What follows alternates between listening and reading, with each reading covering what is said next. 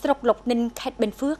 ជាតំបន់ដីកត់ត្រានៅគំនុះសញ្ញាបណ្ដាខែឆ្នាំតស៊ូសង្គ្រាមដ៏អង្អាចនៅទីនេះនាមដ្ឋាននានាដូចជាវត្តស្រុកធំជំរុំមូលដ្ឋានព្រៃតាធាតុមិនត្រឹមតែរក្សាអនុស្សាវរីយ៍នៃសង្គ្រាមប៉ុណ្ណោះទេថែមទាំងរៀបរាប់រឿងរ៉ាវទាំងឡាយអំពីការផ្សារភ្ជាប់ដោយយូរអង្វែងរបស់មេមីងខ្មែរចំពោះបដិវត្តន៍ផងដែរ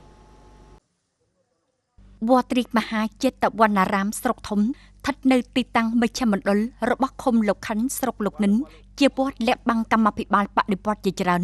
មេមីងខ្មែរស្ទឹងតែទាំងអស់នៅភូមិធំក៏បានលាក់បាំងកងទ័ពខែមេសាឆ្នាំ1972ខ្មាំងបានបាញ់បំផ្លាញយ៉ាងសាហាវព្រះវិហាររបស់វត្តស្រុកធំត្រូវគ្រាប់បែកគ្រាប់រំសេវនិងត្រូវរលំបាក់បេះទាំងស្រុងវត្តយើងមានហេតុផលហេតុអីបានជា B52 វាទម្លាក់ក្រោះព្រោះវត្តយើងចិញ្ចឹមវាកំខ្មាំងដឹងតើទៅ B52 វាទម្លាក់គ្រាប់បែកឲ្យវត្តយើងរលំតែម្ដងដើម្បីកុំឲ្យចិញ្ចឹមវាកំទៀតមេមីងបានបដិញ្ញាចិត្តការពារភូមិស្រុកវត្តអារាមនិងកងទ័ពបង្កើតជាទីបង្អែកដ៏រឹងមាំឲ្យចលនាបដិវត្តន៍ឆ្នាំ2024វត្តស្រុកធំបានគណៈកម្មាធិការប្រជាជនខេត្តប៊ិនហ្វឺកទទួលស្គាល់ជាកេរដំណែលប្រវត្តិសាស្ត្រវប្បធម៌ថ្នាក់ខេត្តគាត់សម្គាល់គុណូបការៈដ៏ធំធេងរបស់មេមីងពុទ្ធបរិស័ទនិងព្រះសង្ឃទូទាំងលោកខិននៅលើទឹកដីនេះពីដើមគឺជាភូមិមួយតូចរបស់ជនរួមជាតិខ្មែរមានផ្ទះរដ្ឋប្រហែល10ខ្នងរកនៅជុំវិញទីនេះពេលនោះលោកឧត្តមស្ដីឯកបំរុងត្រឹងវង្ចាទៅតែចេញមកទីនេះនៅជាមួយមេមីងដើម្បីបន្លំខ្លួនមេមីងនៅទីនេះភ្ញាក់រលឹកបាននេះជាស្ថាប័នកម្ពុជាសម័យតស៊ូសង្គ្រាមរបស់ភៀកខាងត្បូងប៉ុន្តែនៅតែរក្សាបានកត្តាសម្ងាត់រហូតដល់ថ្ងៃជ័យជំនះទាំងស្រុង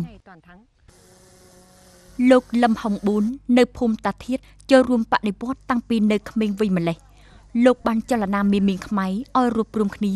ជួយស្បៀងអាហារលាក់បាំងកងទ័ពនិងការពារកម្មាភិបាលបដិវត្តន៍ក្រោយពីរំដោះលោកនិនគាត់បានចាត់ទៅកងអនុសេនាធំ C31 ទទួលភារកិច្ចការពារមូលដ្ឋានតាធាតនិងតំបន់លោកខិននិងលោកឋានគាត់រួមនឹងសមាមិត្តរក្សាការសម្ងាត់នៅរាល់សកម្មភាពរបស់ទាហានកម្មាភិបាលនិងស្ថាប័នស្នូលតស៊ូសង្គ្រាមយ៉ាងណាបបាក់ណាក៏ជូនកឲ្យបដិវត្តជូនកឲ្យពួកកងទ័ពដើម្បីវាយអាខ្មាំងឲ្យបានឯករាជ្យនៅលើប្រទេសវៀតណាមនឹងគេថាប្រជាជនខ្ញុំល្អណាស់ចិត្តបានណាហើយជួយរក្សាកងទ័ពទៀតមិនអោយប្រេះតាណាកុំអោយអាខ្មាំងក្តាប់បានណាកុំអោយអាខ្មាំងឃើញណាកងទ័ពកងខ្ញុំវត្តស្រុកធំនិងព្រៃតាធាតមិនត្រឹមតែជាផតតាំងនៃសម័យតស៊ូសង្គ្រាមប៉ុណ្ណោះទេថែមទាំងជាសក្ខីភាពនៃស្មារតីស្នេហាជាតិនិងការលះបង់ដ៏ស្វិតស្វាញរបស់ជនរួមជាតិខ្មែរនៅលោកនិនប៊ិនហ្វឺកទៀតផងការរួមវិភាគទានដោយស្ងៀមស្ងាត់ទាំងនោះបានរួមចំណែកយ៉ាងសំខាន់ដល់ជ័យជំនះជាប្រវត្តិសាស្ត្រនៅថ្ងៃទី30ខែមេសាល្បីរន្ទឺឡើងនៅទូទាំងប្រទេសវៀតណាម